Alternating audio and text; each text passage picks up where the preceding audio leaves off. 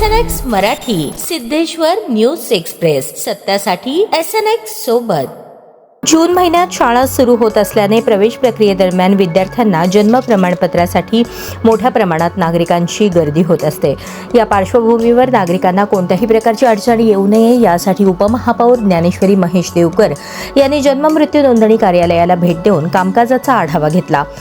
यावेळी त्यांनी संबंधित अधिकाऱ्यांशी संवाद साधून कार्यालयातील अडचणी जाणून घेतल्या, तसेच नागरिकांना जलद व सुलभ सेवा देण्यासाठी करण्यात आलेल्या उपाययोजनांची माहिती घेतली।